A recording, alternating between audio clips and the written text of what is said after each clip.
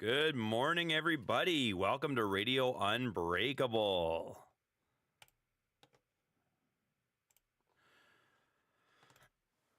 Welcome to Radio Unbreakable. I'm your host, Dave G., otherwise known as Diamond Dave. We got a lot on the docket today. We're going to talk about some ACOTAR. We're going to talk about the Wizards of the Coast layoffs, boy dadding, all kinds of silly stuff, all kinds of fun stuff.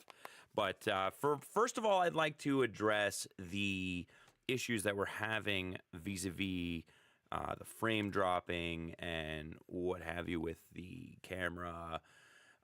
Basically, I'm running this off of my old laptop, and so my RAM is not quite there. And if you were following yesterday, you saw in the stream that one of my good friends, Slimehaven, has decided to go out and buy me some RAM for my current PC build. So hopefully soon we'll have our equipment updated, but as of right now, we're working with what we got, and what we got is not a lot. But that's all right, because we're still providing content. We're still, honestly, the camera is a bonus. This is really meant to be an audio-focused situation, but it's okay because we're working with what we got, and we're going in a proper trajectory, rather. Once again, welcome to Radio Unbreakable. My name's Diamond Dave. We got a great show for you ahead of us. We're going to be doing the same format as yesterday, right? So as we all know, for 5 to 10 minutes, give or take, here and there, I think averaged about 7 minutes yesterday on the talk breaks. We're going to be chatting, talking straight here, right to you. And then for 15 minutes is when I open up the chat lines. We talk to everybody else. I'm not sure what exactly is going on with my chat right now. It seems to be bugging a little bit. So we'll have to figure out what's going on with that in a minute. But, oh, hold on. I think I just fixed it. Maybe I made it worse. So, yeah. We'll be doing the chats during those 15 minutes. That's when you guys can talk to me. I'll be paying attention to that stuff, but I'll also be doing a little bit of behind the scenes radio stuff. So that's basically researching what I'm going to be talking about and things along those lines. And I haven't been able to post yesterday's shows to the TikToks or Instagrams yet, but I will be doing that during the show today and making sure that gets done. So thanks for tuning in. Welcome to Radio Unbreakable. Oh my goodness.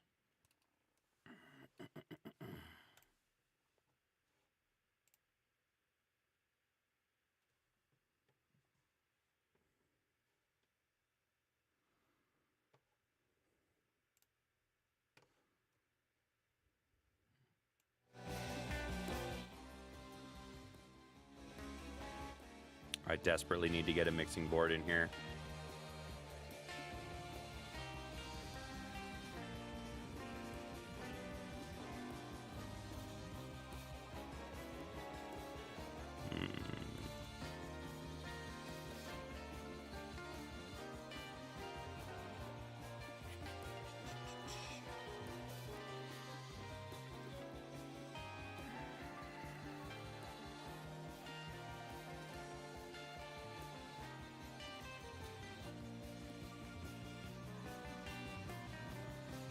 See if I can open up a window to show you guys what I'm kind of working on.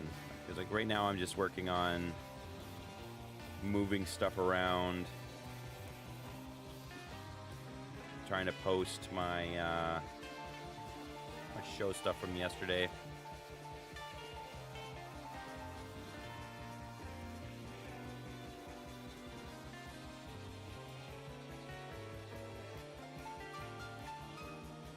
But also, I don't know what kind of sensitive information might be on the chats, or not the chats, the pages. So first, we gotta switch profiles here.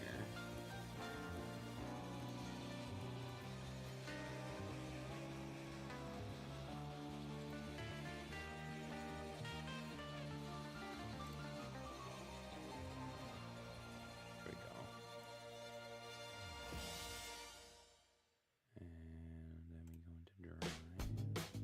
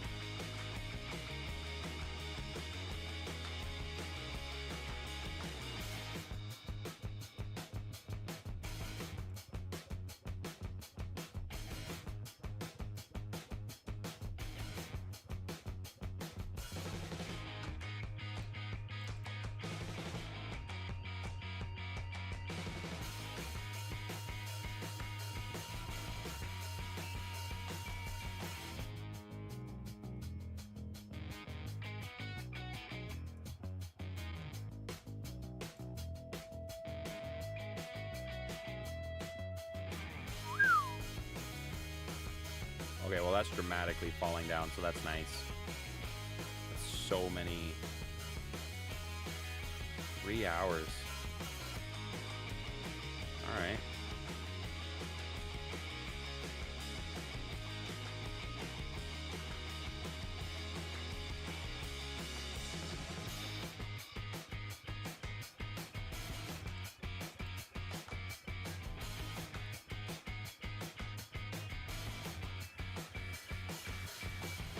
Guess we'll see how that goes. That's the current one right now. Okay.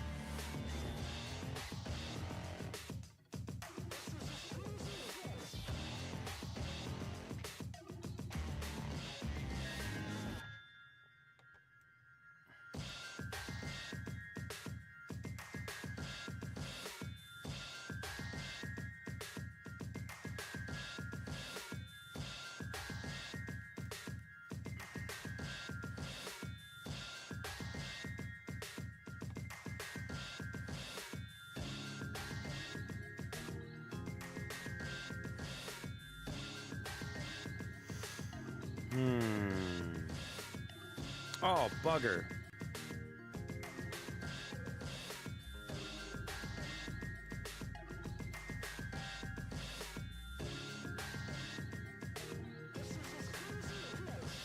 All right, we still got a couple more minutes, but I forgot to add the timer.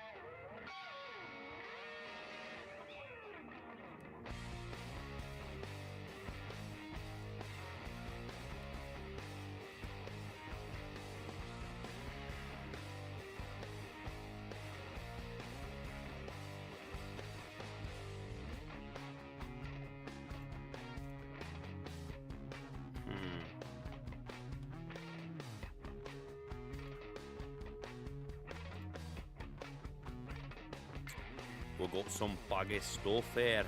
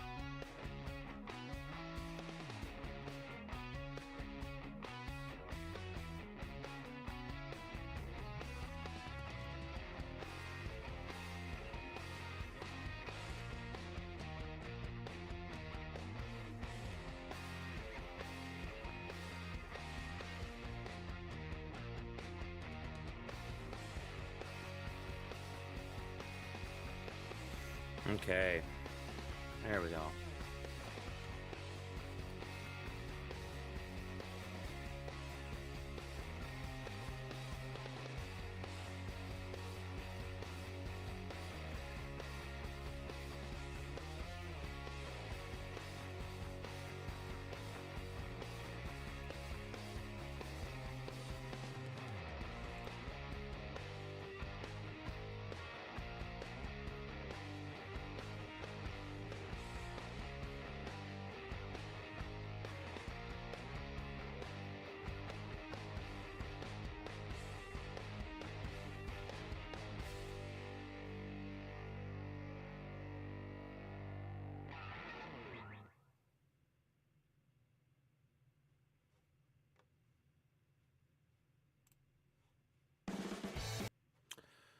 You know what? We're just going to hop on real quick right now and do a little cheeky adding on to. So, welcome back to Radio Unbreakable. I just want to go off of what I said earlier. So, as you're all aware, we are slowly figuring this Radio Unbreakable situation out. And that means there's going to be some hiccups along the way. And I really hope that these learning curves aren't too distasteful, not distasteful, but like unpalatable, let's say. And I'm really hoping that we can kind of cohesively bring this together in a nice way, but it's going to take some time. It's going to take some effort, and I really appreciate your guys' patience with this. I am doing this entirely by myself, and I'm slowly figuring it out all on my own, but I think it's coming together pretty okay. We do have a vertical setup for those of you who would like to see that. I'm working on tweaking it, making it look a little bit better. It's coming along nicely, and I did get the chat fixed up for you guys, so we will be able to chat now during the 15-minute intervals. As you also notice, I keep forgetting to set the timer, and that's on me. I apologize for that. And yeah. We'll move forward with the show in a productive and cohesive way. So in the meantime, let's talk about guitar, okay? So, as most of you are aware, there's a new book hitting the scene, and it is getting widely popular. It's blowing up on TikTok. It's blowing up on Instagram. It is the new spicy fantasy, and it's called A Court of Thorns and Roses. Originally I heard about it on TikTok, and then my baby mama ended up picking it up. She convinced me to borrow her copy. I read it, and I gotta tell you, it lured me in a way I did not expect. Like, it is for sure a romantic spicy comedy kind of, romantic spicy fantasy kind of situation, but the story, honestly, it is so like visceral and gritty, and like at first I was like, oh my goodness, this is just like some young adult kind of teeny weeny whatever, but like obviously a little bit aged up for a more adult audience because it's spicy, or at least it gets spicy. but the story itself actually does get pretty interesting. And I'm only on the second book, so I'm not going to go any further into further detail, and I'm not here to do spoilers.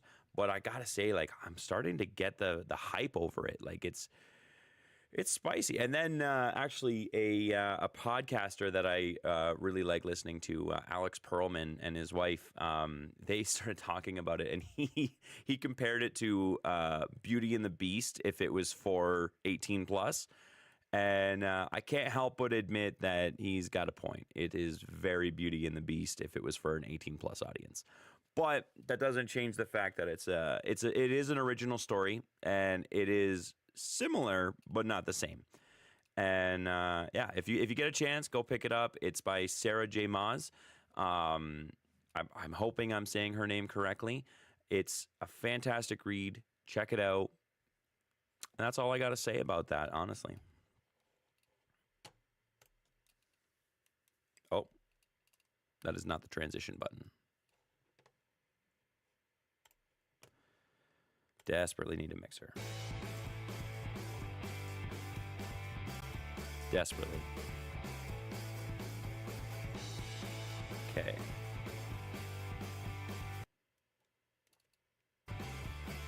Okay, that was crazy. Everything just blooped for a second there.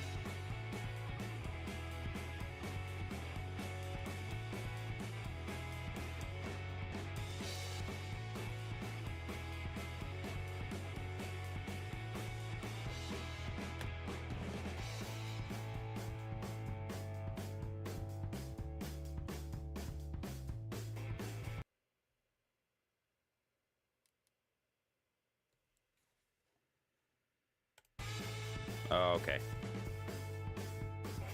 What is going on here?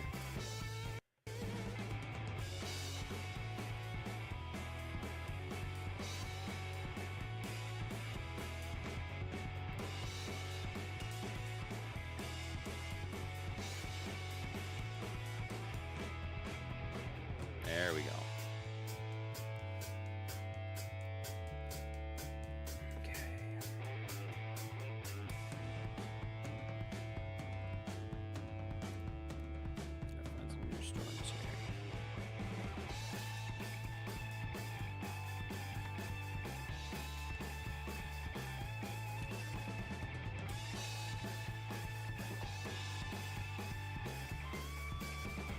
Oh.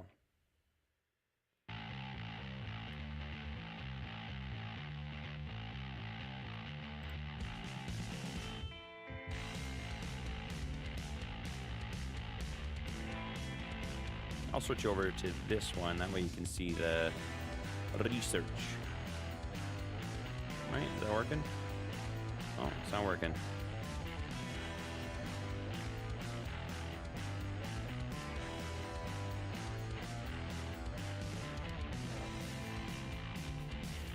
Oh yeah, I updated this side too. So I had to change that.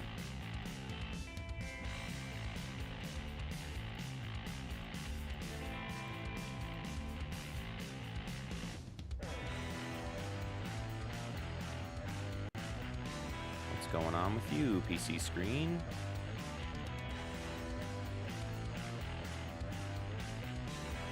Why aren't you working?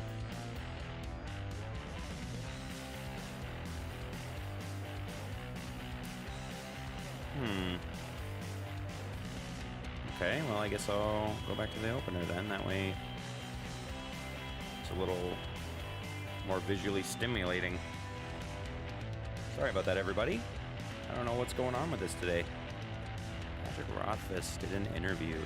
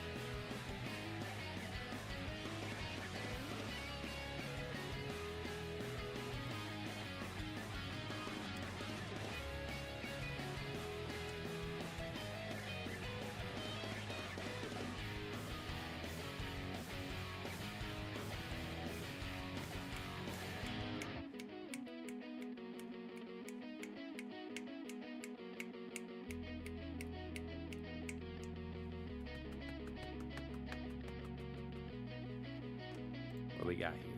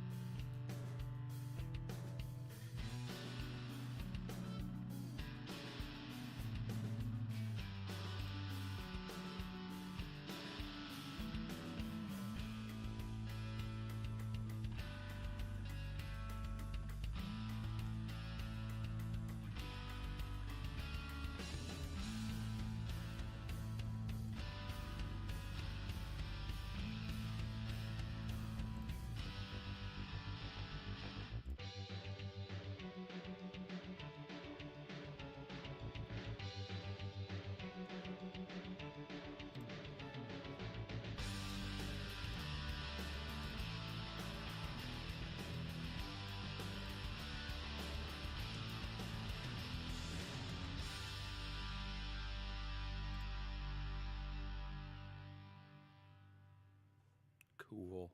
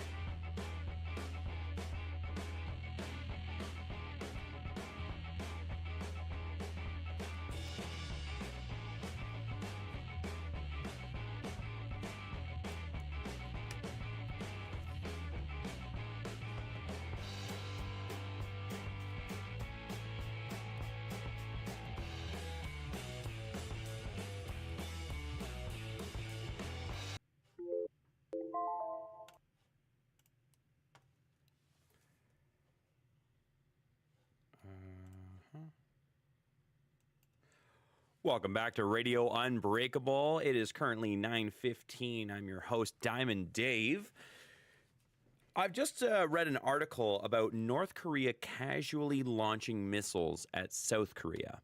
Now, what this means is, let me just scroll down to the article that I was reading. There we go. North Korea fired artillery near a disputed border with South Korea, sharply raising tensions between the two countries soon after Seoul completed a week of live fire drills with the United States. The shelling did not cause any damage, but spurred South Korea to conduct a similar exercise in response.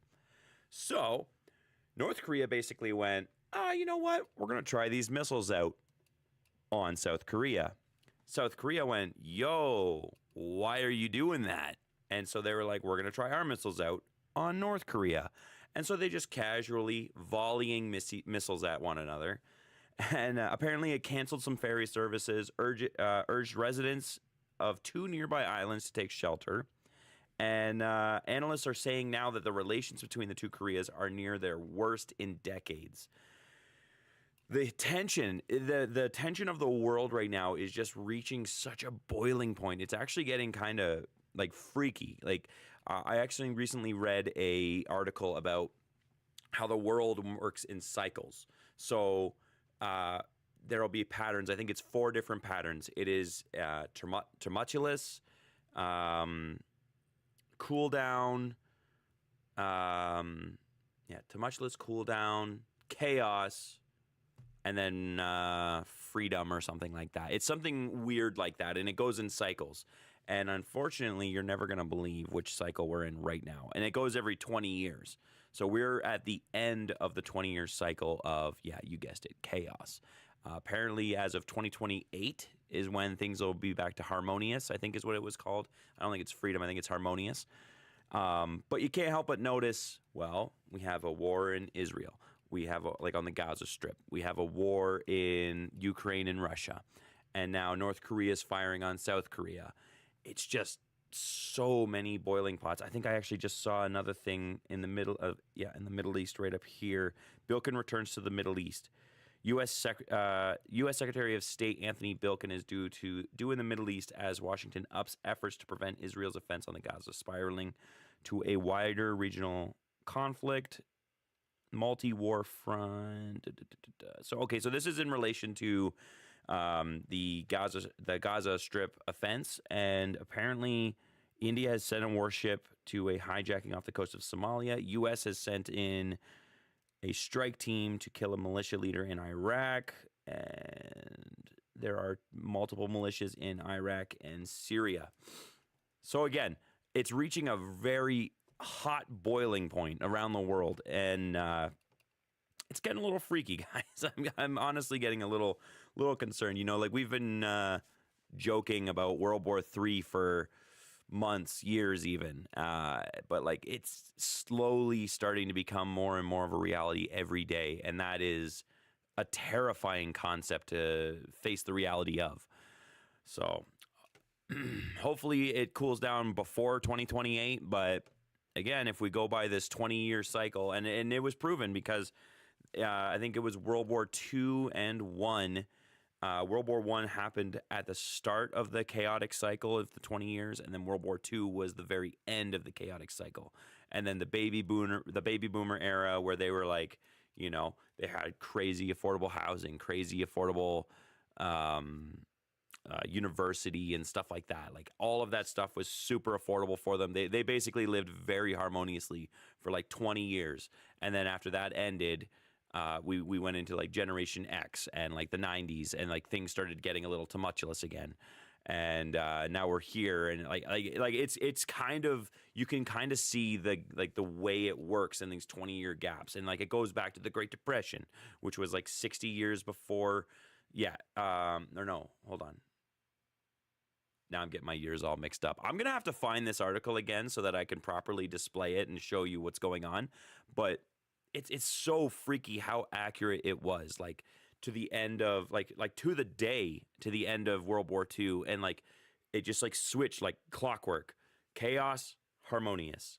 It's freaking scary. But I mean, that's good news for my son, at least. Like he's going to have a pretty solid 20 years. So like, yeah, when he turns, 28, he'll be 10. So when he turns 10, from 10 to 30, from 10 to 30, he'll be solid. He'll be living it up. He'll be that generation's baby boomer, which is unfortunate for him. But all right, guys. So later on, we're going to talk about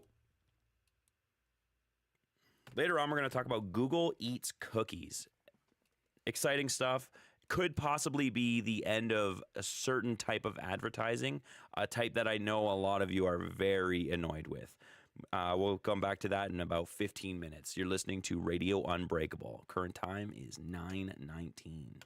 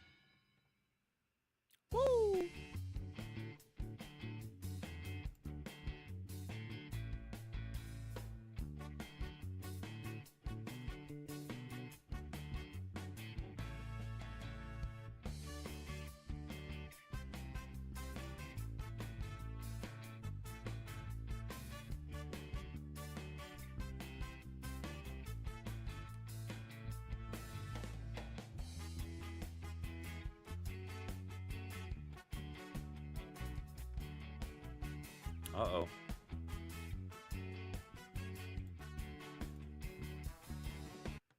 I don't think any of that was royalty free. That is not good.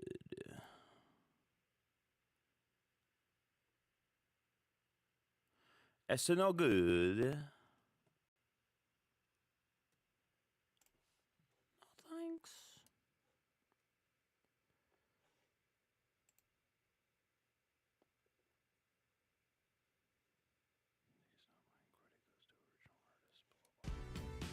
Oh boy. We are having a hard time with the music today.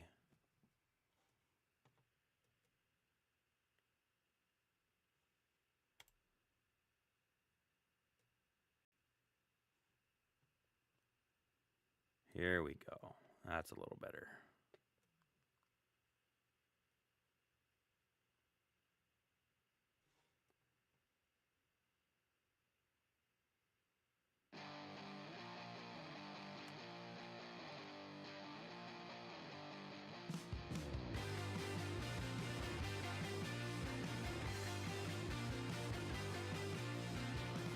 This is Epidemic Rock.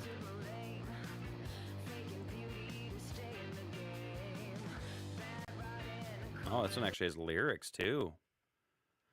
Crazy. Crazy. Whoops.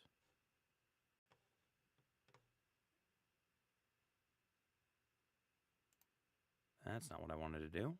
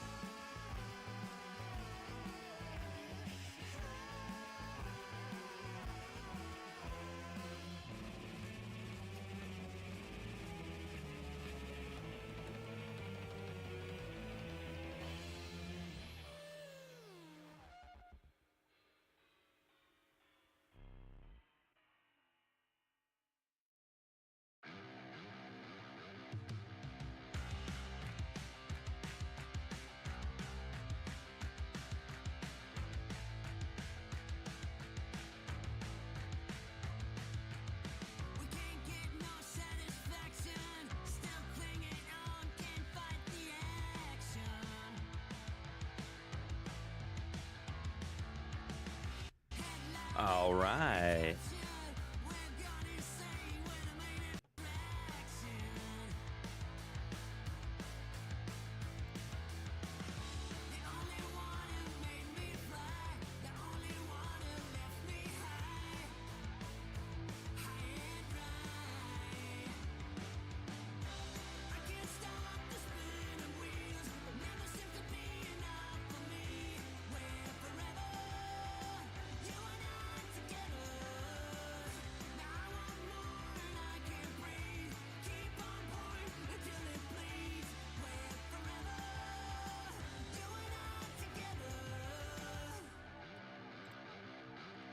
Varga.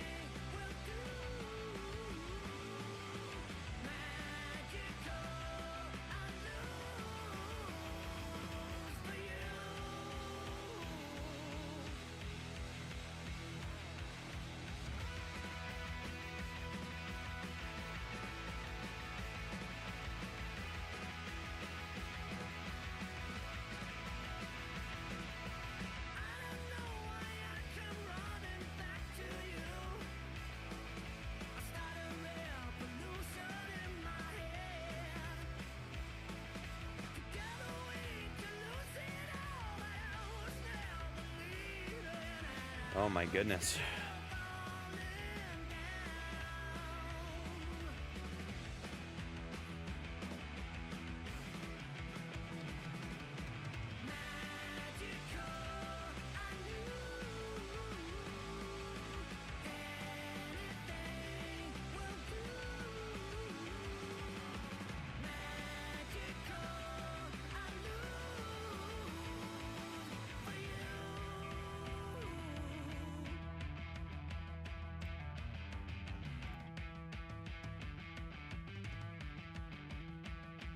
Yeah.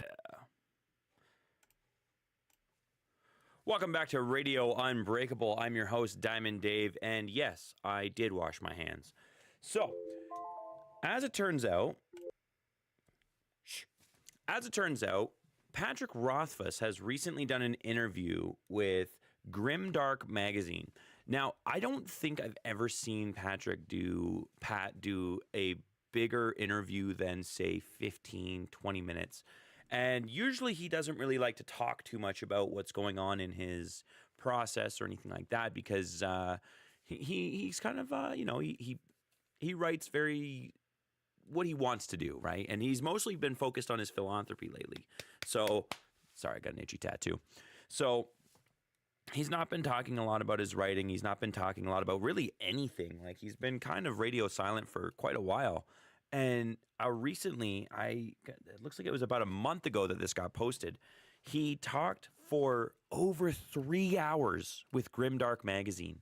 So that is pretty exciting coming from Pat Rothfuss. Like, again, we don't hear from him very often. He used to do a lot of streaming, a lot of Twitch streaming, and you would hear from him on there, but like mostly he would just be talking about like, hey, how's everybody's day going? Or hey, I'm doing this, or hey, I'm doing that. But it was like day-to-day stuff. Like, it wasn't really like it was mostly like, oh yeah, we're doing this with World Builders. Oh, we're doing that with World Builders. It was never really like, like, oh, this is how I got here. This is what I did. This is where I've come from. This is where I'm going. Whatever, like the fluff stuff that you kind of want to hear. And from what I've only listened to about 10 minutes of this interview because, as I said, there's 3 hours of it. And from what I understand, he is getting deep into his process. Like, he is talking about where he started, what he was doing. Like, he talks about The Lightning Tree, which is his anthology piece that was featured in Rogues, which I have somewhere in here. I don't know.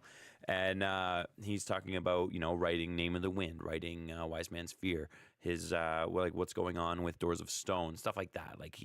I don't know how in depth he gets into it, but it seems like that's the direction of which this interview goes. Which, honestly, it's just nice to see, Pat. It's nice to see that he's doing well. It's nice to see that he's getting out there and he's able to talk again and move on from, like, he's had a pretty rough couple of years. Like, I don't want to get into it too much, but like he's had a rough time. Let's just say that. A lot of fantasy authors and you know what? The pandemic hit us all pretty dang hard, okay? And even before the pandemic, it wasn't too great.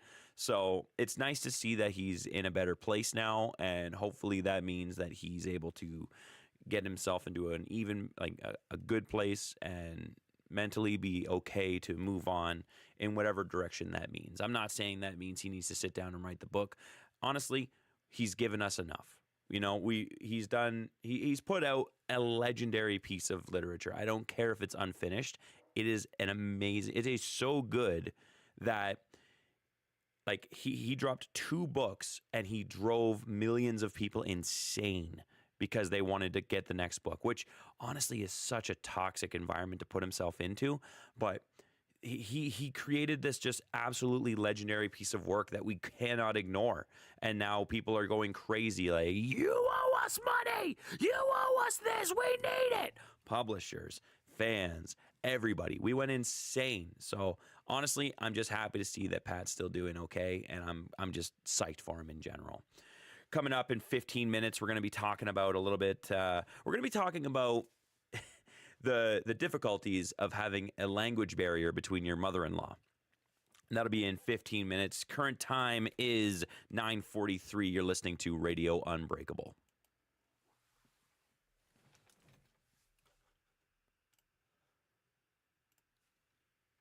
Here we go.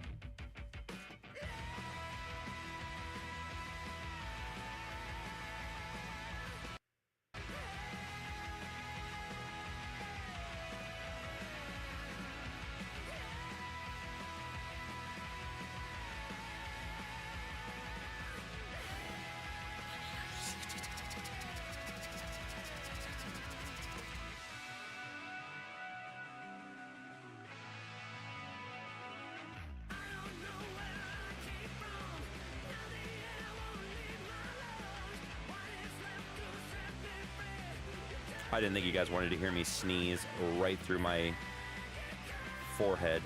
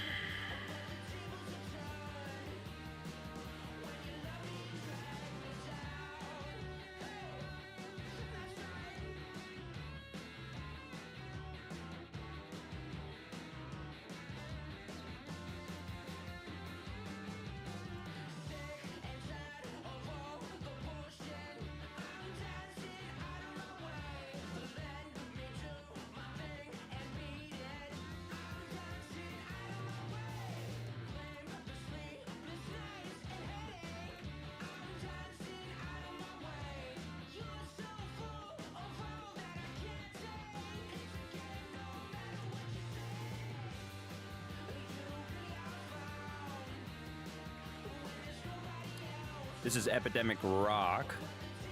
Royalty-free music on YouTube, if anybody's curious.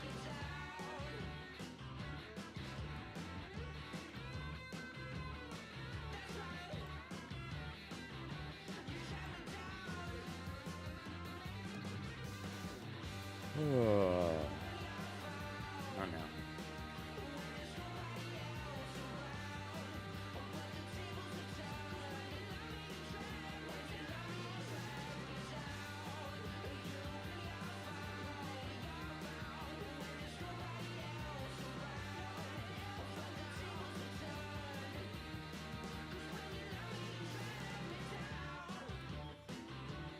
Oh dang.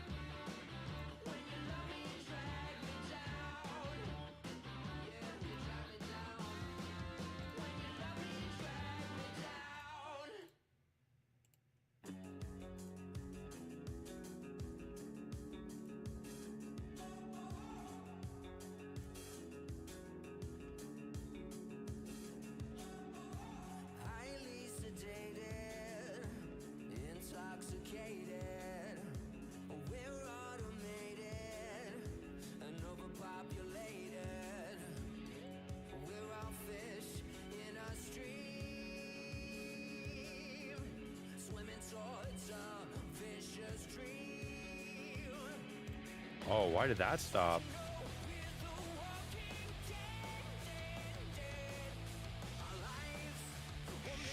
Shoot.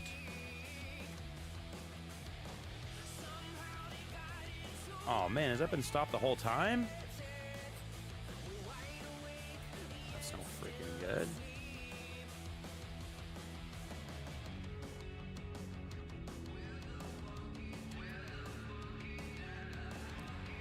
Well, that's unfortunate.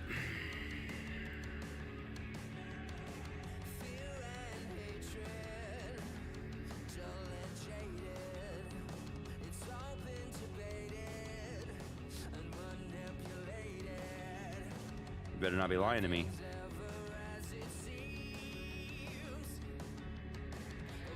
You're definitely lying to me, because, yeah.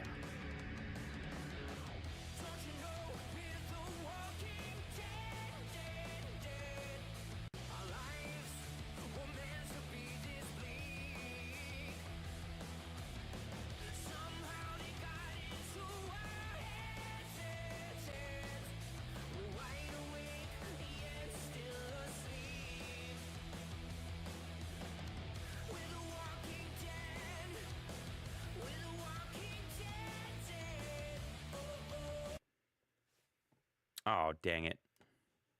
That's not what I wanted.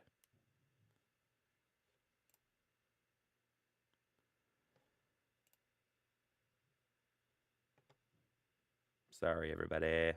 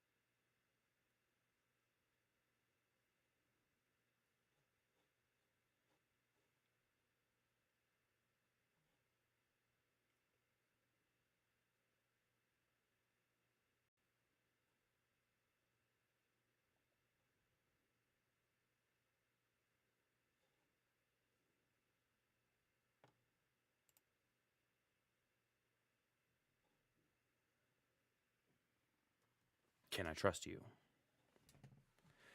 Can I trust you more than I trust my timer, which did not go properly?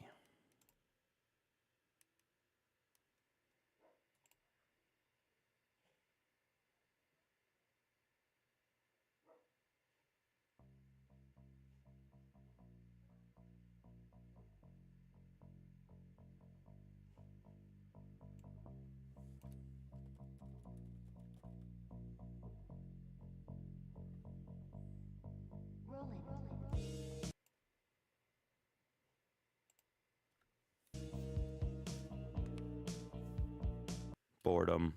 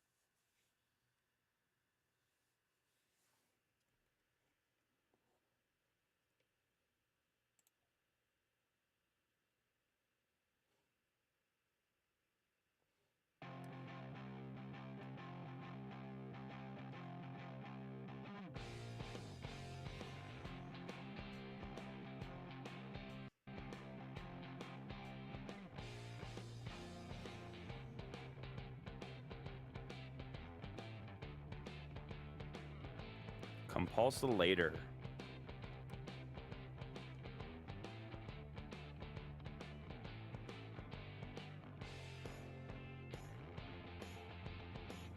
Cool beans.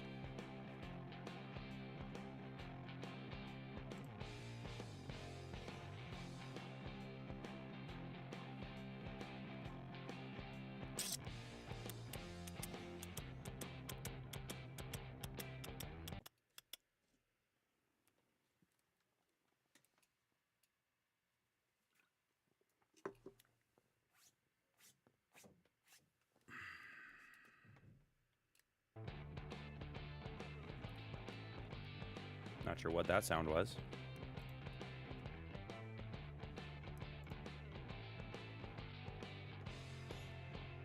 Good morning. I'm your host, Diamond Dave, and today...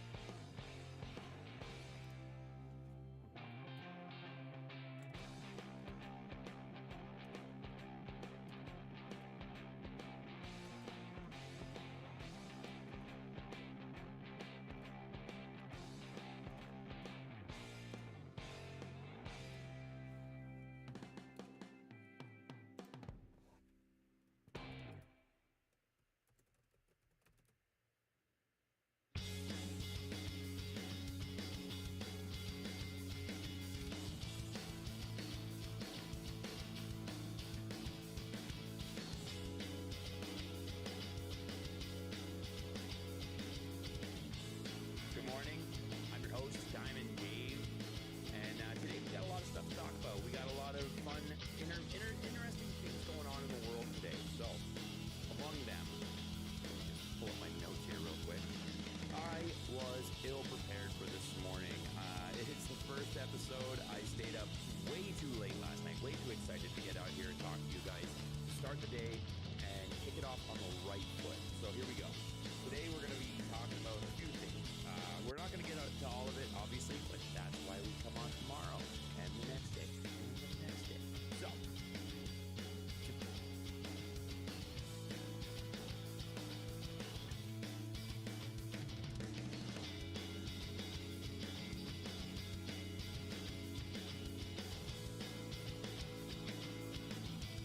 just going to be putting up some of my bits from yesterday, trying to post them on the Instagram, which is Radio Unbreakable, for those of you looking on Instagram, Radio_Unbreakable.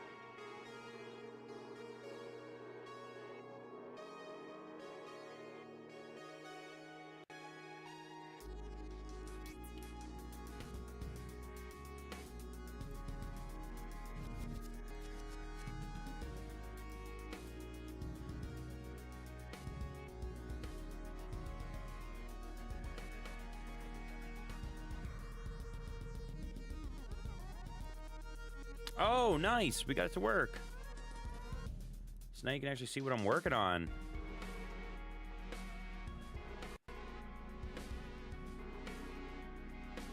Cool.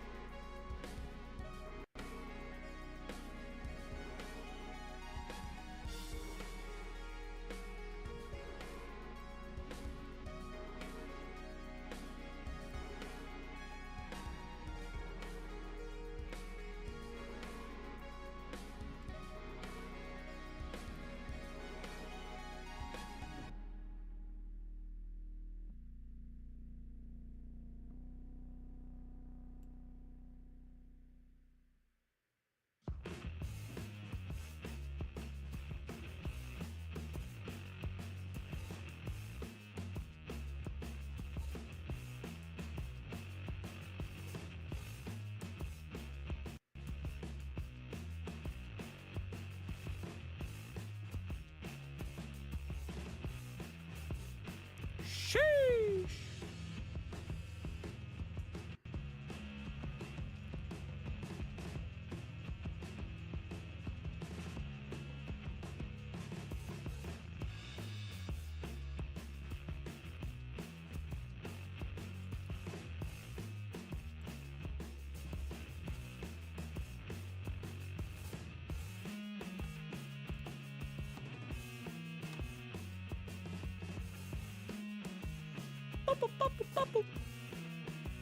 Let's go. Here we go. Punk radio. It's all gone. To the break of dawn. Don't wanna fly. On the right side. Why are you not paying it? You're not listening. You need to do the things that I want you to do. There we go. You didn't see that.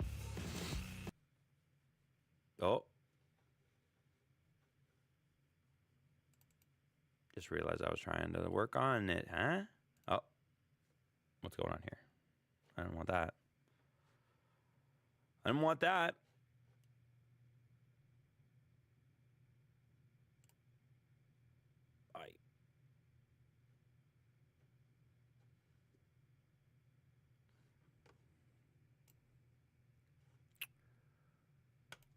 Welcome back to Radio Unbreakable. I'm your host, Diamond Dave, and yeah, I do eat the red Smarties first. So, we are looking at the weather in the most remote part of Russia. It is like, we're talking Siberia remote. Now, this area is about, I'm going to say at least a couple 100 kilometers from the nearest town, which is called Yakutsk. And it is really far into Siberian Russia. And we're going to do weather for there. It is minus 45 degrees with a low of minus 43 and a high of minus 47. The wind is currently blowing at a bristly 7.5 kilometers per hour, and humidity is at 100%. It's sunny, weirdly enough. There's sun, but it is cold. Visibility is 0, apparently, so that is a lot of snow. And the pressure is ripping at least 1,026 mbar. Again, I don't know what that means. I'm not a meteorologist. Moving on, let's talk about having a little bit of issues with dialogue with your mother-in-law, with your in-laws. I'm a recent I'm recent to the in-law game. I recently got married this past month, actually last month, right on the 4th. And so in part of that, my in-law, my mother, my mother-in-law, because I do not have a father-in-law. He is unfortunately passed away. That's not important. I don't know why I brought that up. But my mother-in-law was down for the Christmas holidays, and she happened to be there for we didn't really do like a celebration or anything like that. We plan on doing something later on in the summer, but we just did like a cheeky little like a court day thing, right? Like you just go in, you sign the papers. It's just a small little thing. A lot of people showed up for it because they all wanted to be involved, which is understandable and nothing against that. But we're not focused on them. We're focused on my mother-in-law. A lot of people have trouble talking to their mother-in-law. Sometimes it gets uncomfortable. Sometimes it gets hard. Mine doesn't speak English at all. She speaks Brazilian Portuguese. As I mentioned before, my wife is from Rio de Janeiro, Brazil. And she is English as a second language. You wouldn't know that talking to her because she is more fluent in it than I am. And so she speaks Portuguese. And her mother only speaks Portuguese. So her mother's been living with us. I am currently, well, I wouldn't say unemployed, being that I'm doing this. But I am, let's say, at home all the time. And so I'm at home with my mother-in-law every single day. She's been staying with us since the end of November, and she plans on staying until the 17th of January. She's not here today. She's with my brother-in-law today, but that is our situation. So we've been spending a lot of time together. And if you can't speak with your mother-in-law at all, it makes conversation even more awkward than it needs to be. So like we're constantly just like, yeah. She can say sorry, love you, and Dave. I can say desculpe, which is also sorry, which means everything's okay. I can offer coffee in the morning. Basically, our routine is we wake up, I say café, which means thank you. And I make her coffee, and then for the rest of the day, we just stare awkwardly at each other and pass each other in the hallways. She is taking the classic mom role of I need to clean everything in this house. Always. My house has never clean in my entire life. I've asked my wife to talk to her and say, hey, tell her she doesn't have to do this. Like we can clean it. If she doesn't like how clean it is, we can tidy it for her. That did not go well at all. That literally just her going, I don't care. I'm taking care of you guys. I'm your mom now. Shut up. So it's been super weird, super awkward, but it's honestly very endearing. Yesterday, actually, we sat at the coffee table. The only other way we talk to each other is through my phone. I have to open up this app, the Google Translate app, which I cannot praise this enough. And because my mother-in-law is an elderly woman, so yeah, there you go. Google Translate is an elderly woman. She's not really like tech savvy, so it's always on my phone, and I have to change it from translate from Portuguese for her. And then I have to press the microphone button for her and make sure she knows her cues to go. It's so like it's very endearing. I'm like her producer basically. I'm just like, oh, hold on and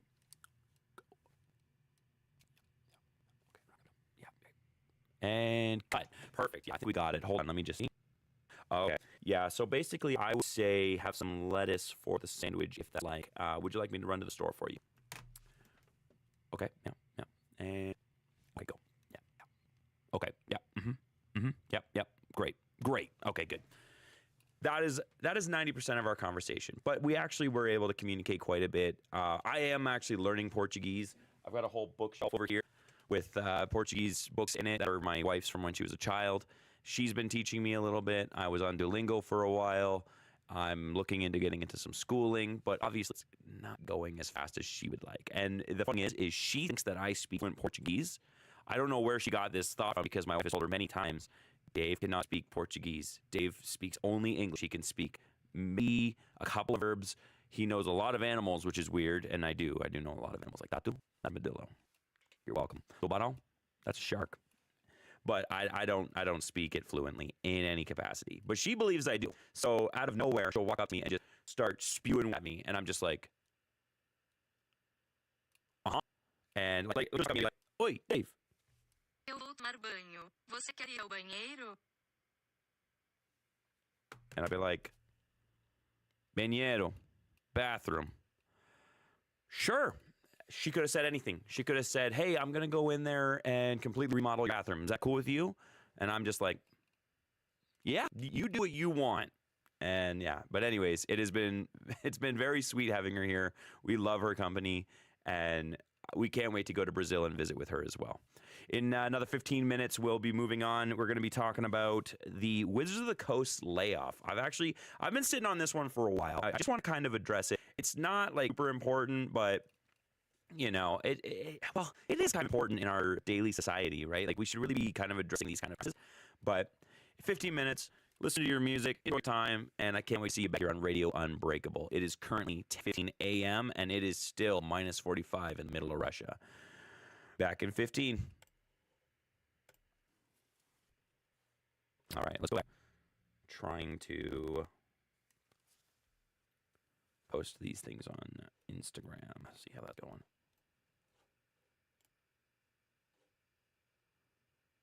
Sharing. Sharing is caring.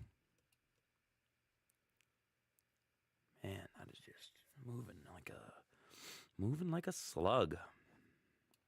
I was really hoping to get this done. I have to drive to London today to pick up my kid, so I was really hoping to get this done before then, but I don't know if that's going to happen.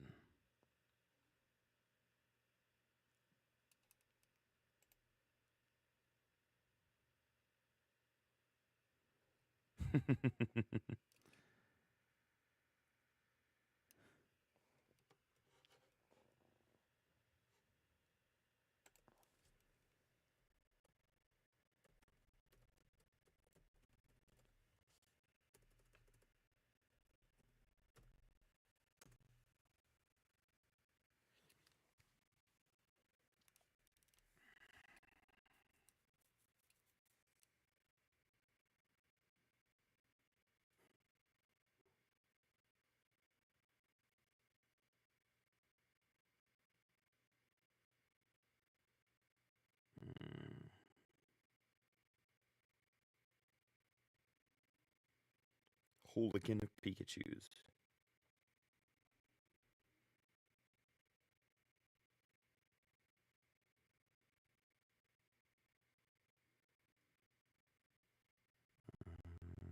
Right.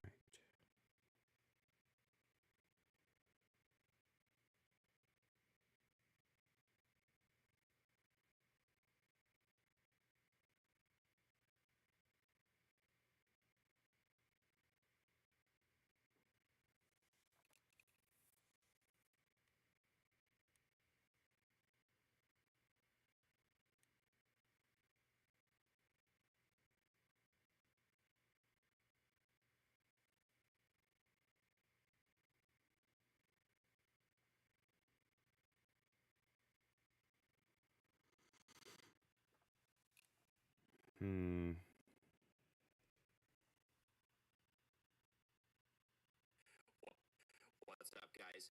So here at Radio Unbreakable, we do things.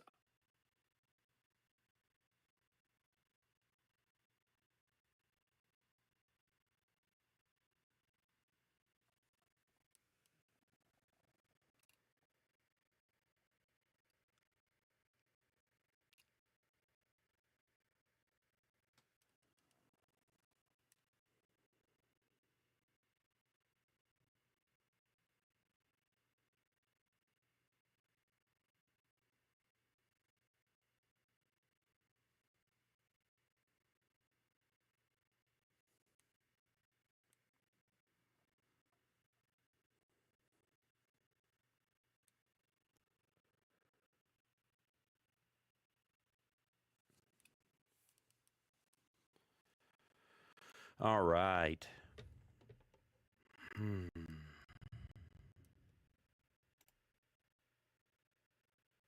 Did that just like quit?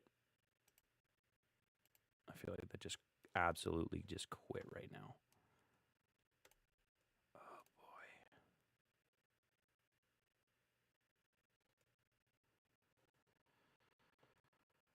boy. Okay. Create.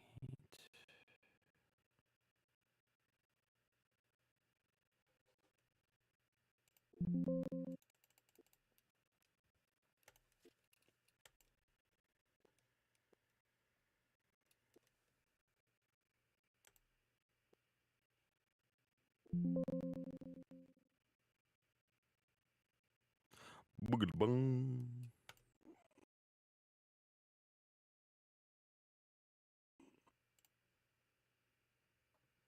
Forgot to hit the timer again. That's what I do here. Creating posts on Instagram. I need more RAM for this computer. Moving so slow. It can't help but go so slow. It can't help but go. Oh, oh, oh. It can't help but go so slow. It can't help but move so slow.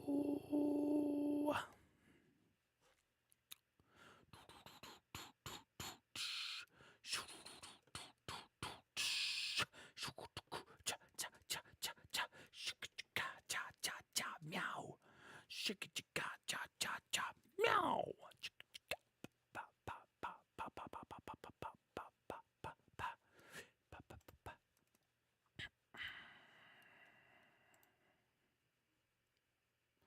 So slow. Moving like molasses in the wintertime. Slow.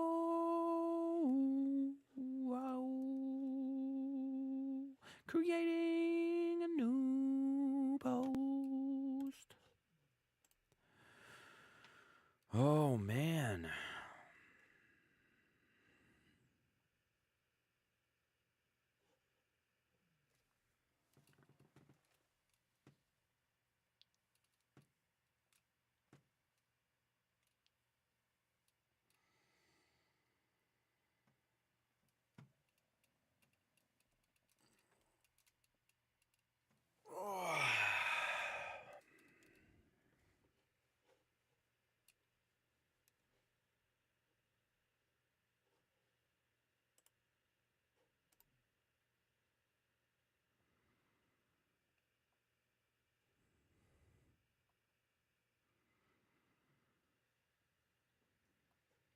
Emerald Kaizo. Interesting. Interesting to say the least. You're not going to let me save that for later, are you? Oh, there we go.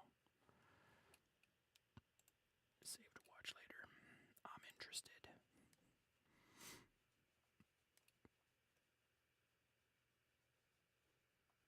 What?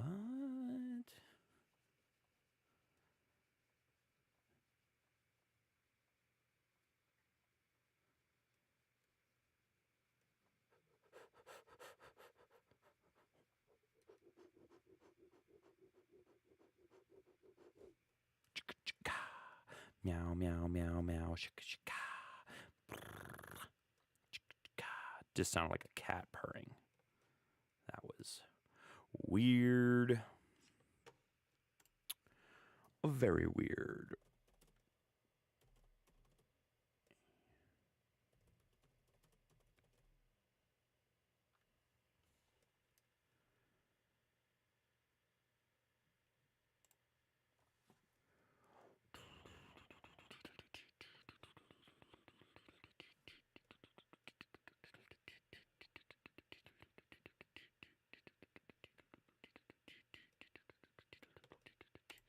Lo-Fi Cafe, let's go. Change the vibes.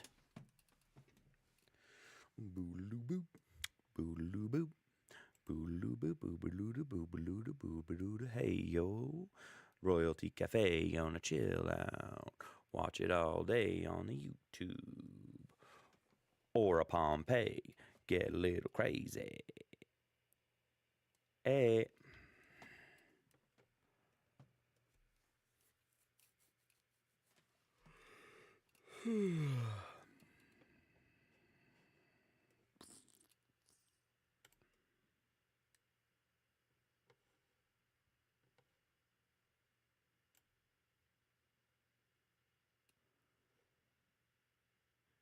Good morning. I'm your host,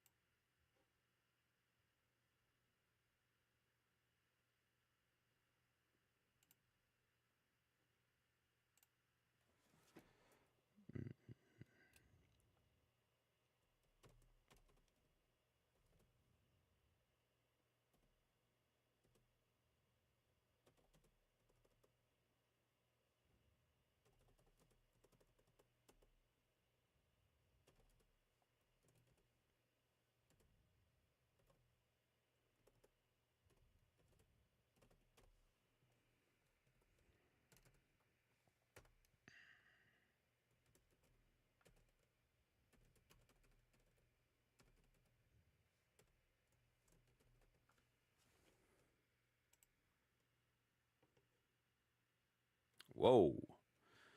We are moving now. Look at how fast that thing spin. Crazy. Just taking a minute. Zoom, zoom, zoom, zoom, zoom, zoom, zoom, zoom, zoom.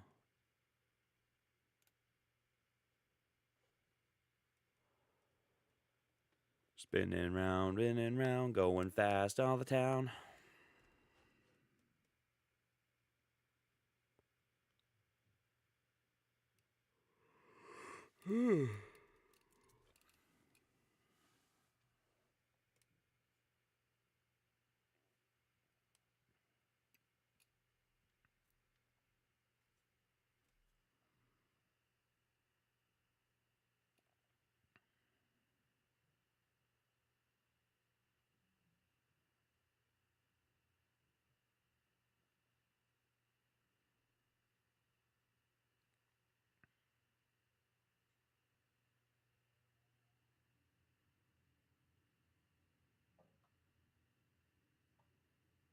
Okay.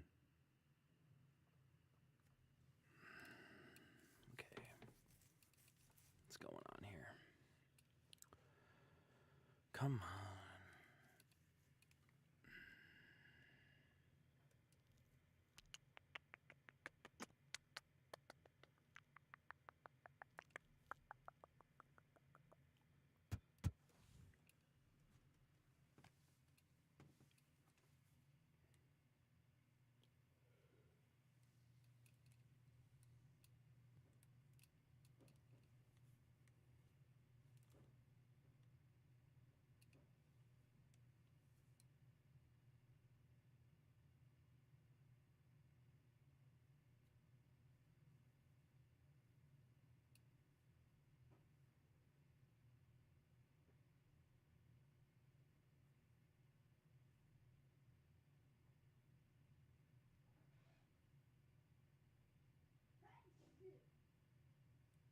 Bless you.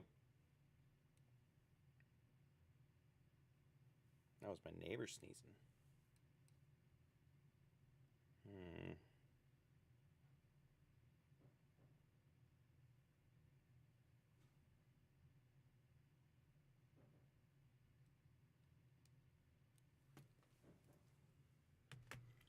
I don't know how else to do this.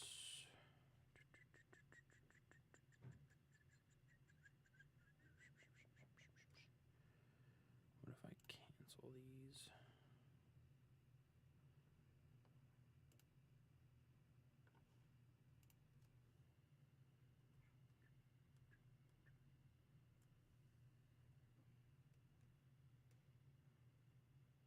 And then close this. Does that make life better?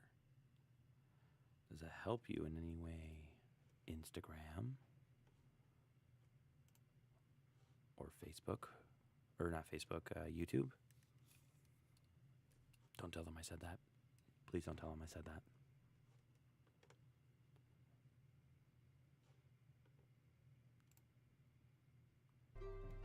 There we go.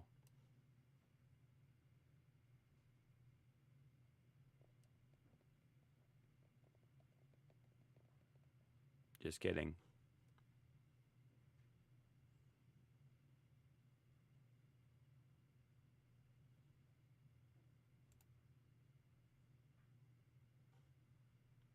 Dang. This is sucking today.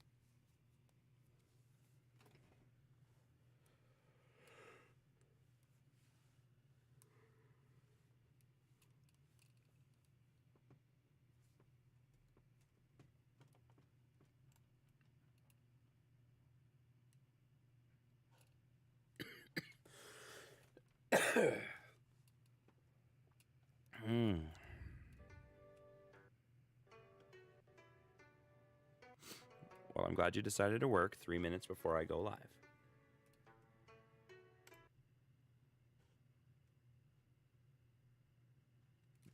Much appreciated. Oh my goodness.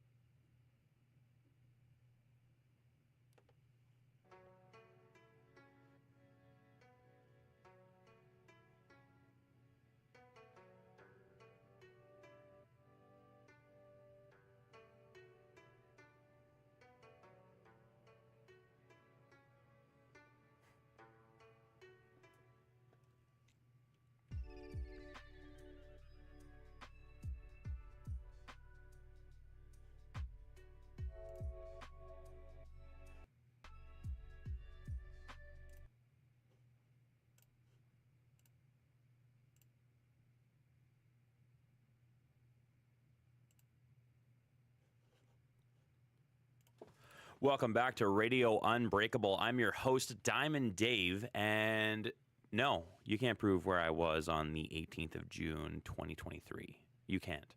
So, Wizards of the Coast has laid off up to, I think, 1,100 people, possibly more, possibly less, but it's in and around 1,100 people just before the holidays last year, meaning 2023, so like literally a couple months ago. Or a month ago. Anyways, so Wizards of the Coast laid off all these people, and their original reasoning for this, it was Hasbro as a whole. So it wasn't even Wizards of the Coast. It was their parent company, Hasbro. And Hasbro said, we need to lay off a ton of people because we need sustainability for our company. We need to make our company look better than it actually is. We need to make our numbers look nice, and we need to make sure that we have money in the bank. And Wizards of the Coast went, yeah, no worries. I mean, we just dropped Baldur's Gate 3, the new collaboration with Lord of the Rings, which was widely popular. We're up 40% from last year in sales and productivity. We've increased revenue, I think it was like times 4 or something like that. But basically, we've been all around killing it for the last year and a bit.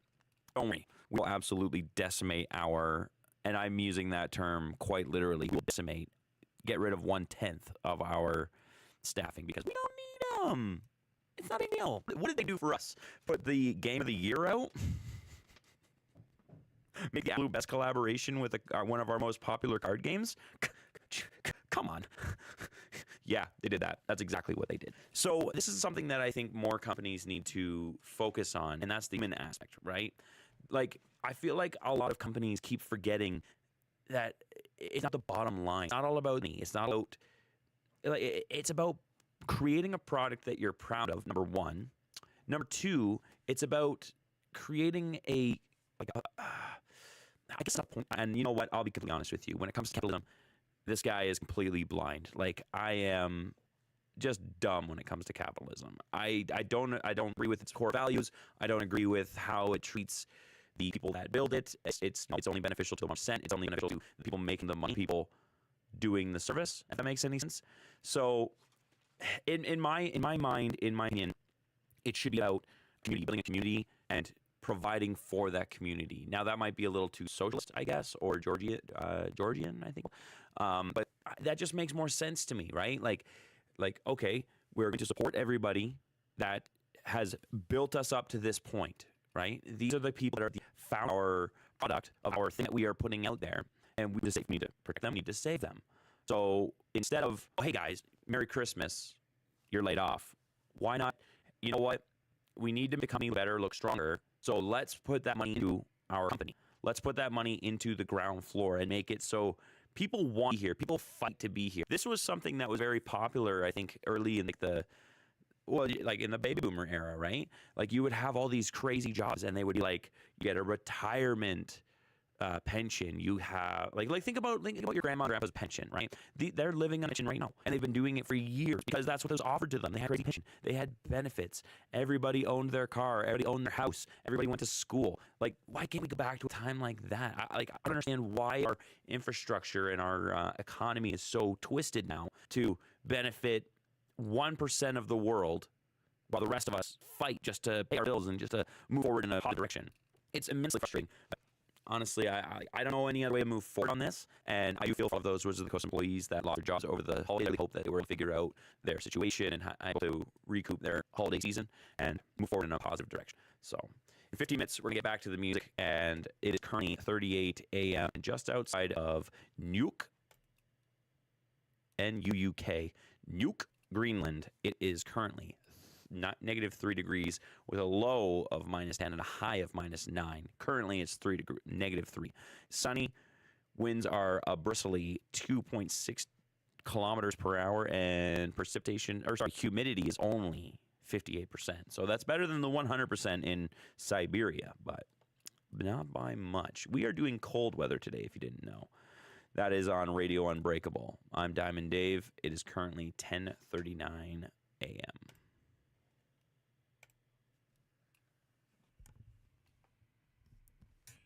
I should leave that there.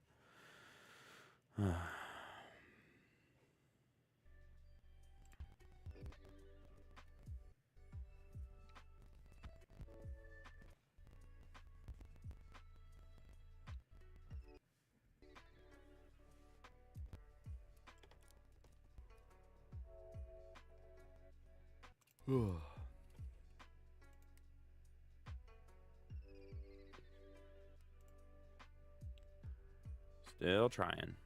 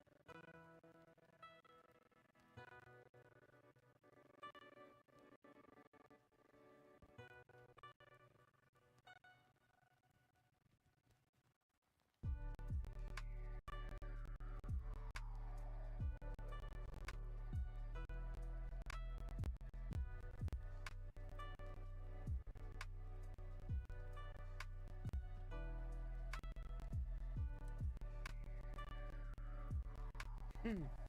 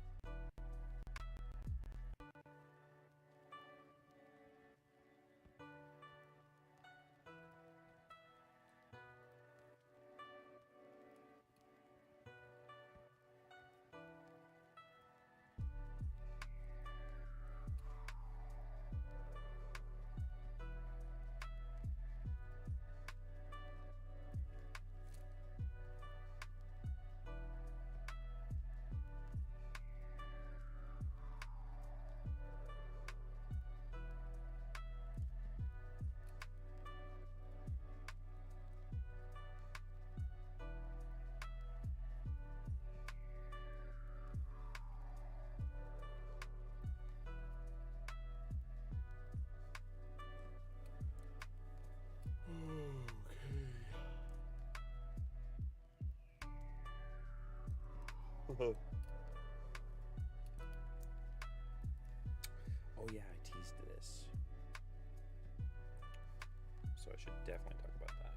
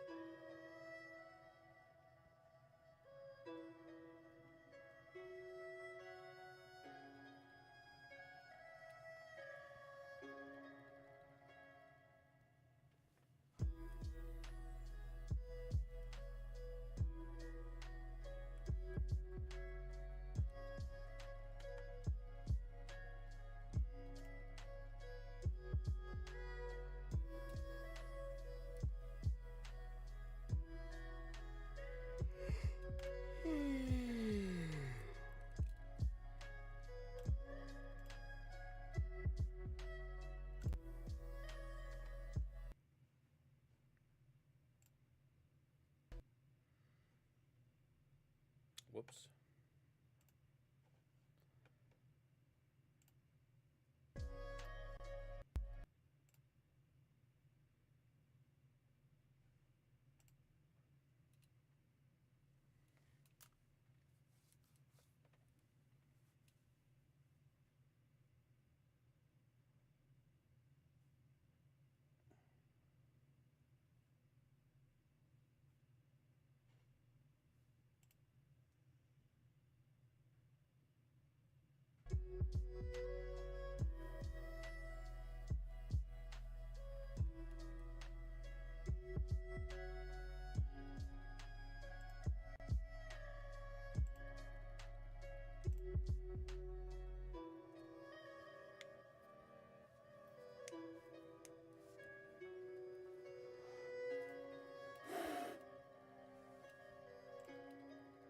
Ugh.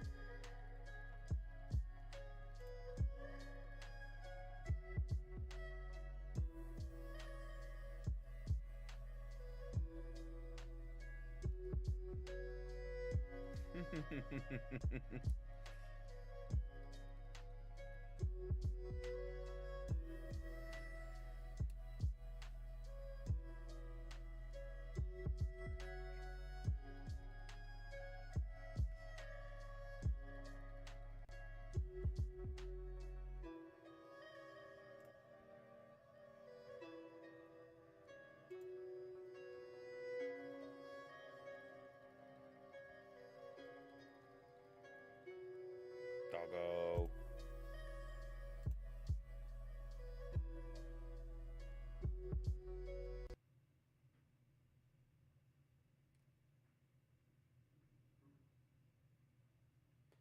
And the music's gone again. What did I come in here for?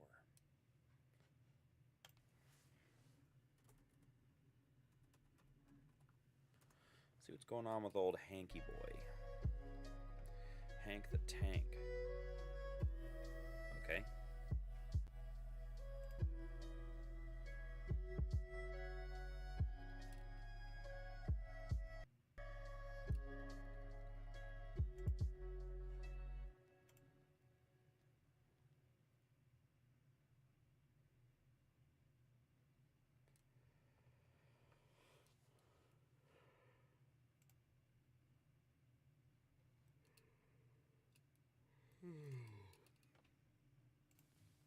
You definitely taught me a lot of things.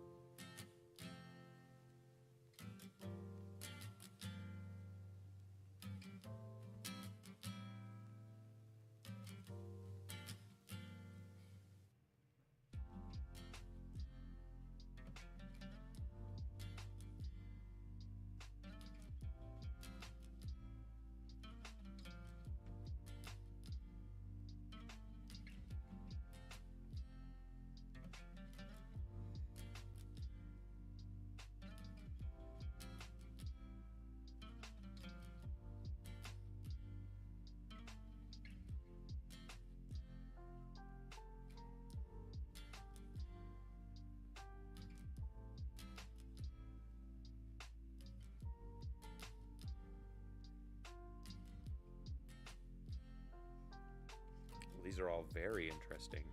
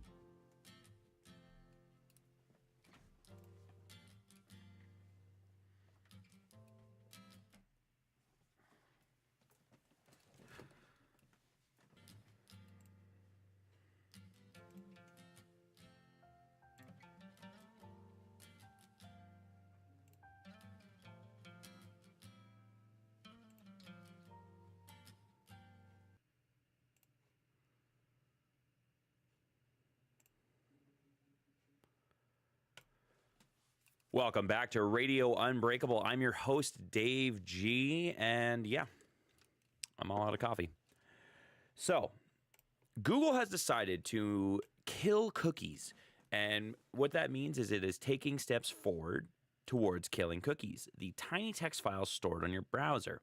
They are used for advertising companies to take information from you. So like what you're looking up, some personal information from you yourself, all these kinds of things. It, excuse me, it is affecting every user on like everybody has cookies. You open up your Instagram, there's an ad for you for like new shirts or socks that you specifically look at and go, wow, that is very appealing to me. Or you go on TikTok and you scroll up and then it's like a book embosser. You're like, oh, I didn't know I needed that. And it's weird. Like you sit there and you're talking about like, you know what would be cool is if I had a lifelike lightsaber. Do you think that that's possible? And then 2 days later, lightsabers are all over your. It's probably going to be all over my thing now, all over your feed, all over your Instagram, your TikTok, your YouTube. It's going to be in commercials. You're going to turn on the radio in your car and they're going to start talking about it. It's crazy. So the cookies are essentially what makes these things possible. And so they're tiny files stored in your browser every time you visit a website. The site remembers your shopping cart, login details, reveals personal information. Google has decided to end cookies for 1% of its users on the Chrome browser, which is approximately 30 million people. So essentially Canada. The plan is to end them for everybody by the end of the year. Since Chrome is the world's most popular browser, this would mean effectively killing cookies, which advertisers rely on to choose which ads to display. A Wall Street Journal reported that if Google was to do this, the advertising industry is nowhere near prepared for that kind of transition. And it would basically upend the entire advertising campaigns and businesses based around how cookies are being used and distributed today. So, essentially, Google, who we all blame for being the key problem to this issue, because we're like, oh, Google's always listening. Google's always listening. Google's listening right now, which not entirely wrong because you have Google on your phone. I personally have a Google Home. Alexa's listening too. Alexa's right out there in the hallway, and I'm sure right now she just lit up because I said her name. And there you go. And so we're all blaming Google for this, and then Google goes, you know what? I'm going to flip the script on you guys. 180 this sucker. No more cookies. No cookies for anybody. It's exciting to see what this is going to do. Like, it's exciting to see how advertisers are going to dance around this. Maybe instead of having targeted ads towards people, it's going to be more like thoughtful ads and things like that, right? Like things that are actually engaging with the community and engaging with the people that they're trying to get to use their service or buy their product. So it's kind of exciting. Like I like the trajectory of which Google is taking this. It makes me very. Oops, why is that? It makes me very hopeful for the future. That's definitely for sure. So we're gonna We're gonna sit back for another 15 minutes. Come back in about 15 minutes for your music, and it is currently 10:58 p.m. It's 10:58 a.m. We're not ready to go to bed just yet. Not quite. Not today. So, and currently it's only letting me see Guatemala right now. That's not what I want. Well, you know what? In Belize, Guatemala, it is 23 degrees Celsius, high of 26 and a low of 22. The wind is ramping up to a 7.3 kilometers per hour. Humidity is 83%, but like you're right on the ocean, so you got to expect some humidity next to the ocean. You're listening to Radio Unbreakable with Diamond Dave.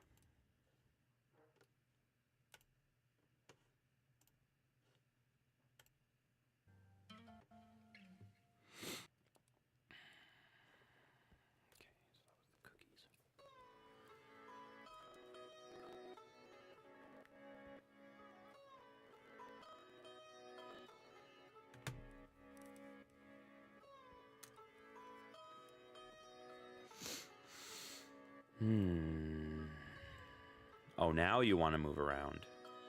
Very nice.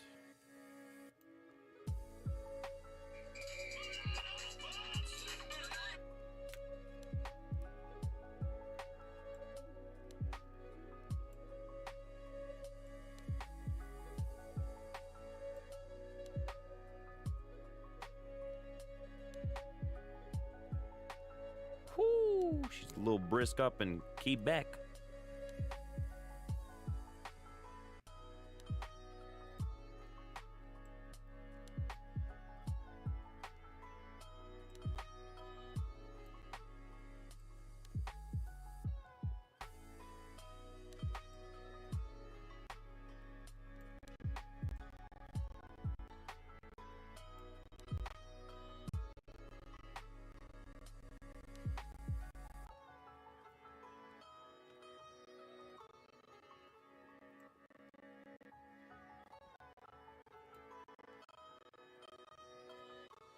We're like right here. It's only 0 degrees.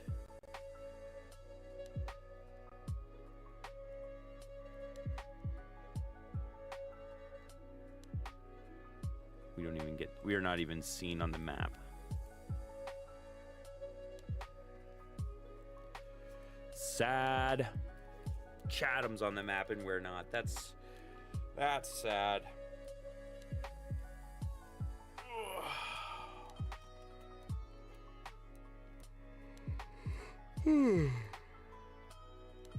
Ugh.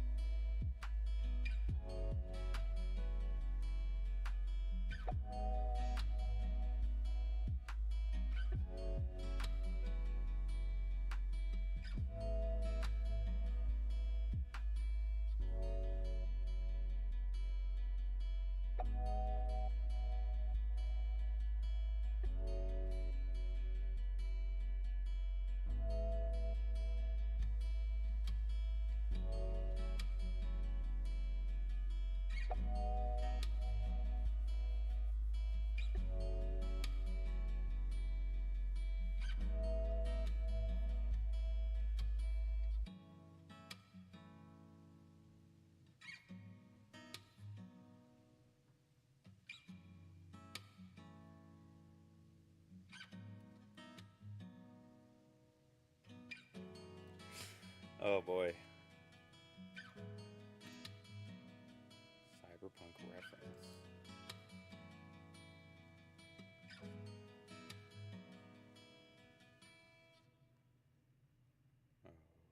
Okay. Interesting.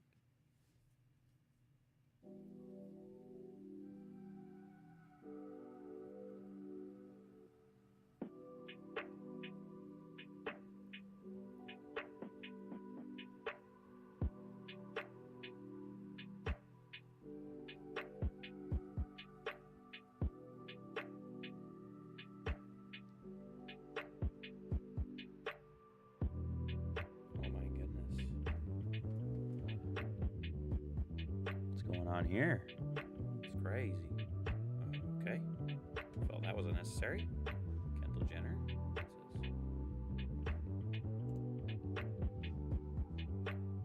Jeez. That looks so well done.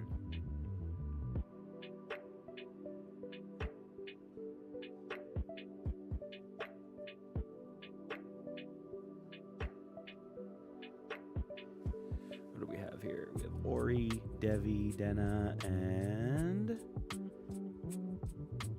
what's her name?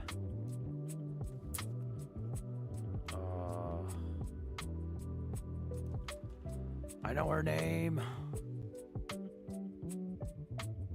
What is it? Oh wait, that's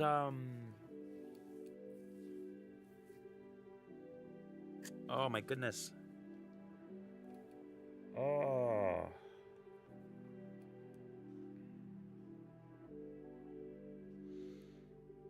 Fila. Oh, it's right there. I'm so dumb. Devi. Ori. I like that they call her Donna.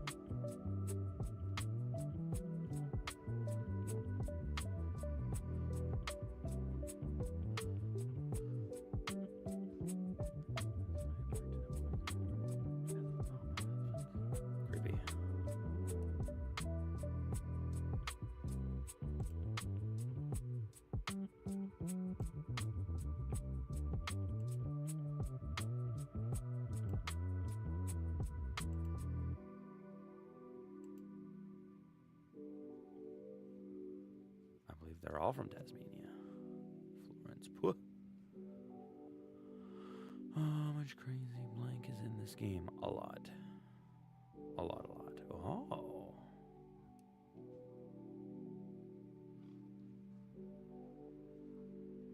Shadow Dratini. I wish that they had that kind of stuff in the games. That'd be so cool.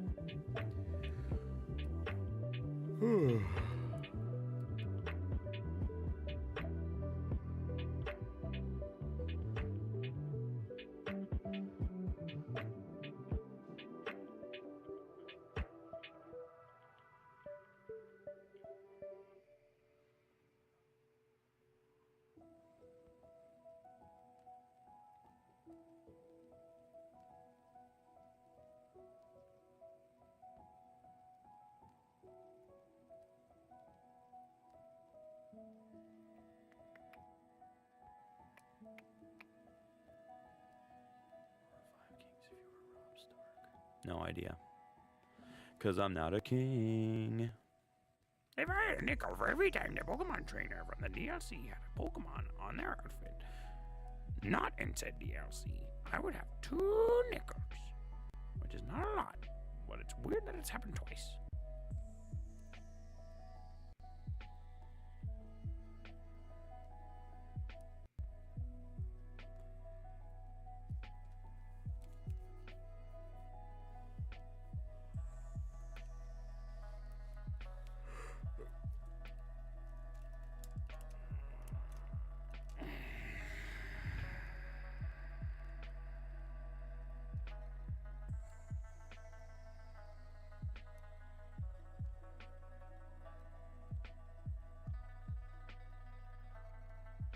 Hmm.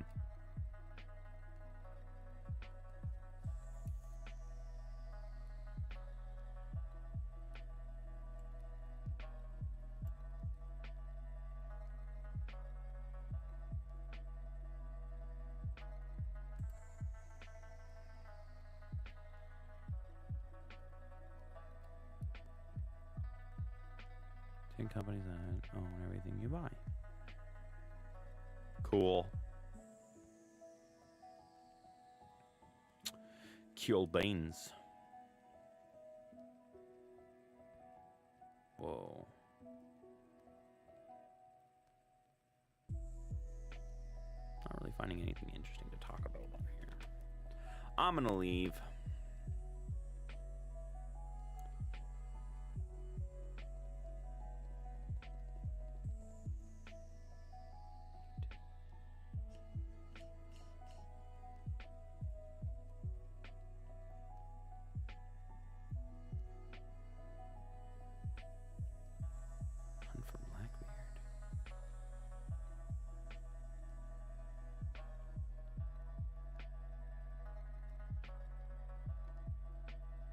Oh, it's a board game.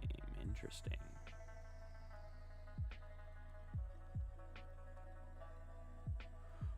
Murderous. Banks.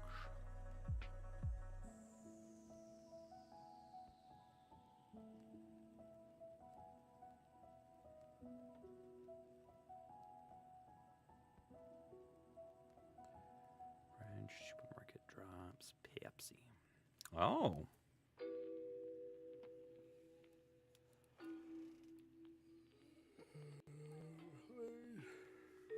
Unacceptable price increases.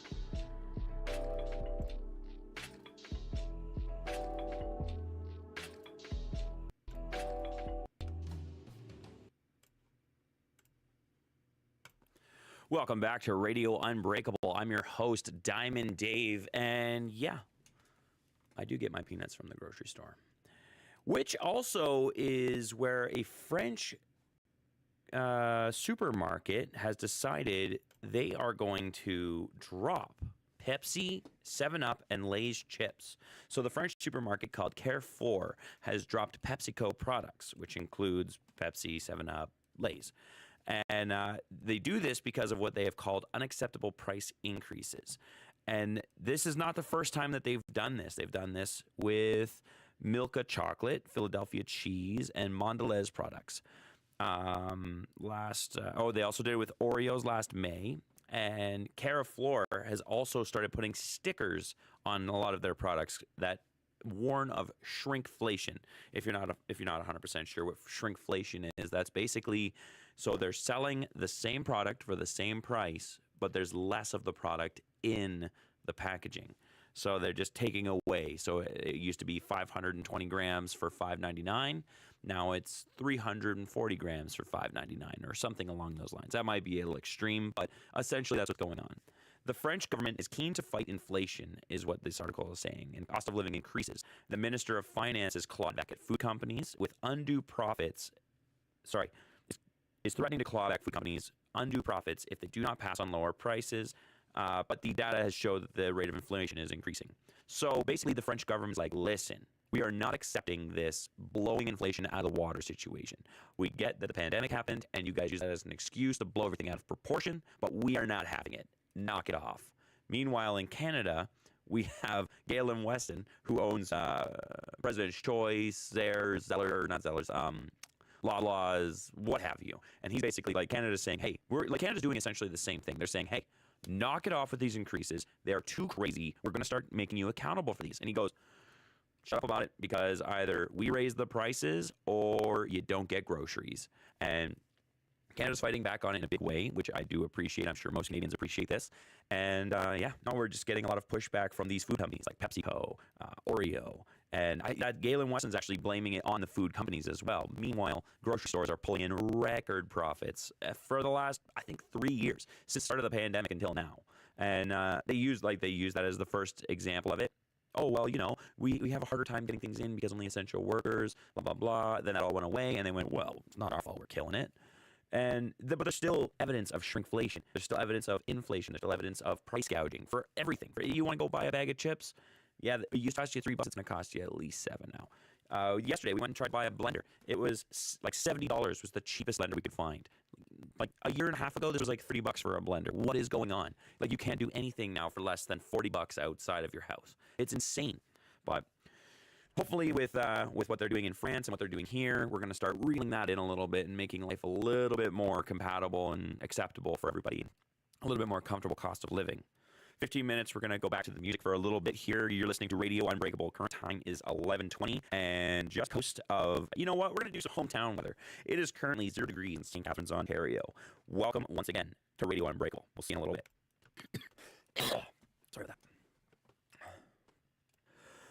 that. Ugh.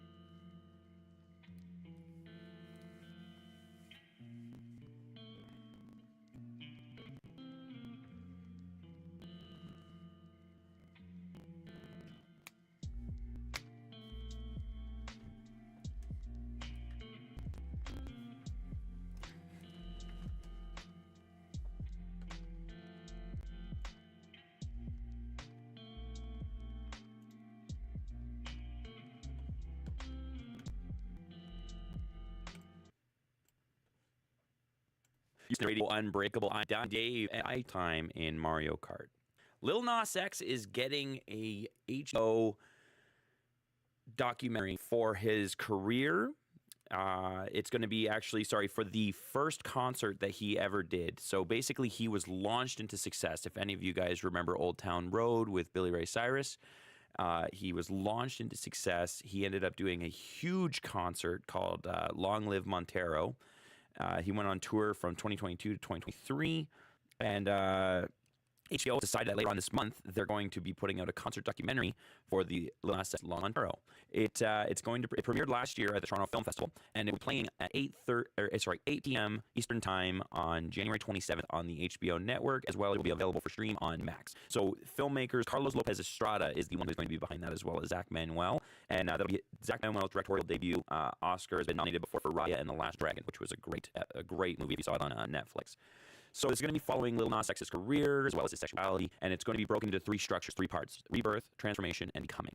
This is amazing. Lil Nas X is, if you haven't been around or if you've been under a rock for the last 3 years, he has exploded through the pandemic, through everything. He's going on stage with giant cobra puppets. He's being unabashedly himself, extremely authentically himself. He is trolling everybody from conservatives to liberals to the Catholic Church. I'm pretty sure he put out his sneaker that was like Hail Satan or something like that, and it was just a total slap in the face to the Catholic Church. This guy does not care. This guy is who he is, and he is out here to make beautiful music, beautiful content. He is bending genres. He is doing whatever he wants, and it's insane. I think he became famous when he was like 19 years old. Like all this started when he was 19 years old. He's like 23 right now. Let me look that real quick. I feel like I'm not being completely truthful on that because it's been a minute. Look at Lil Nas.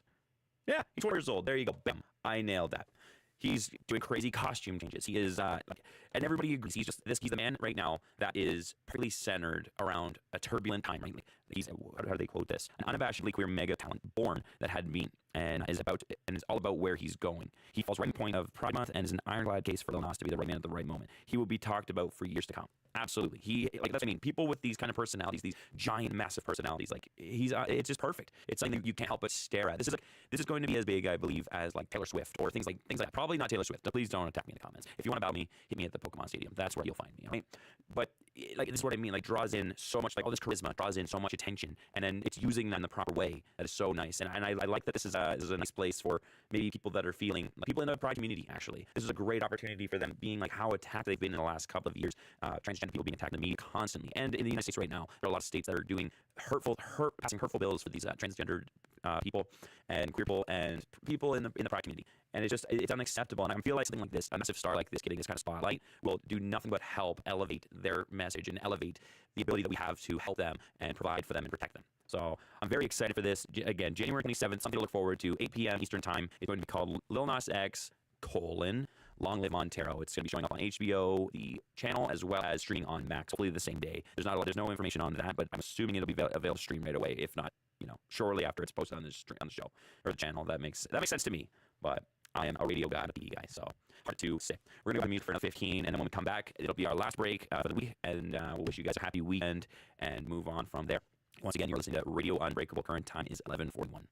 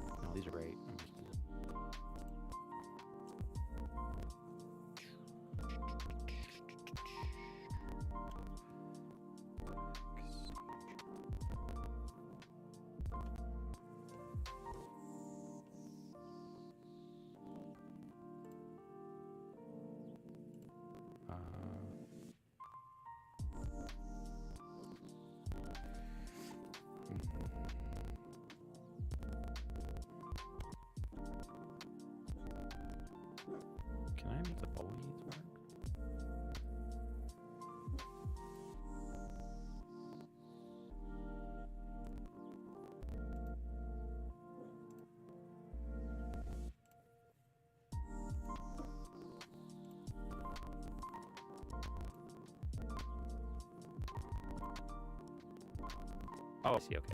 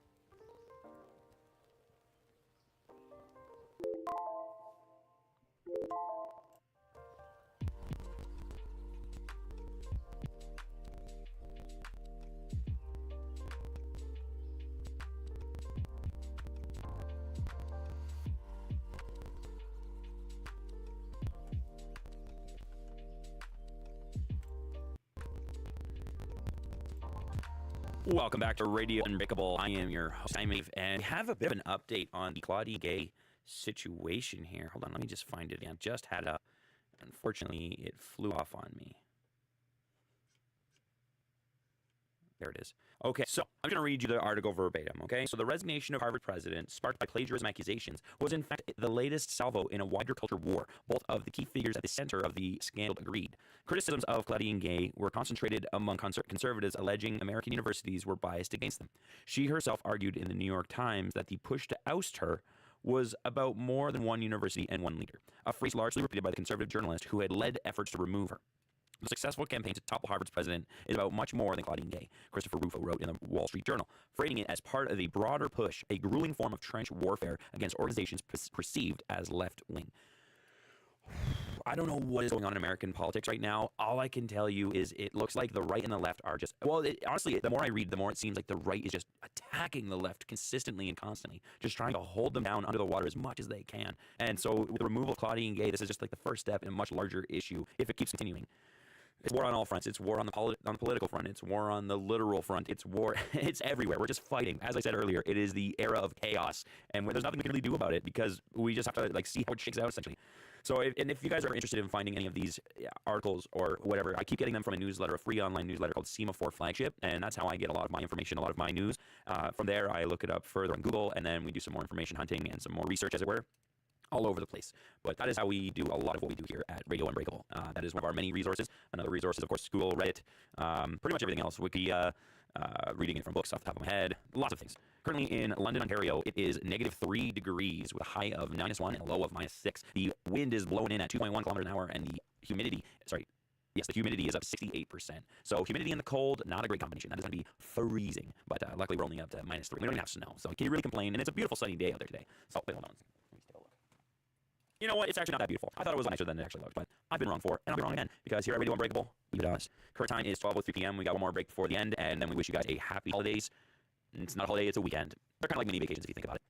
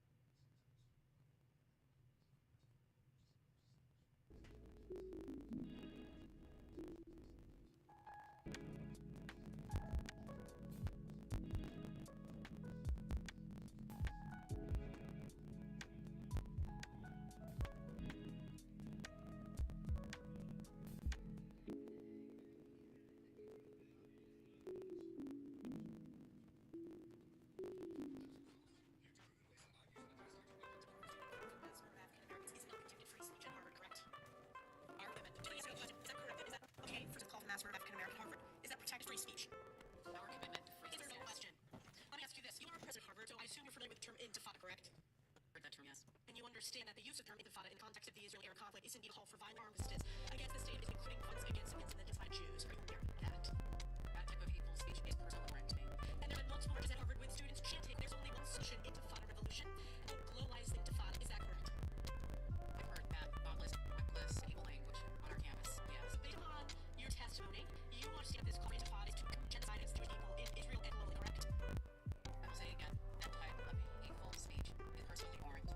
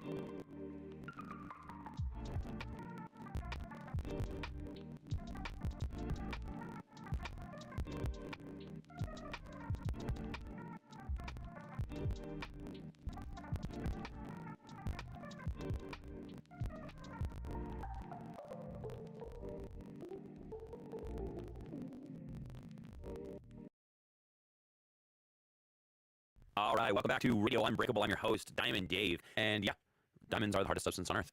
So this is going to be our last break for the week. We're going to wish you guys a very happy weekend. But before we go, I want to leave you with this sentiment here.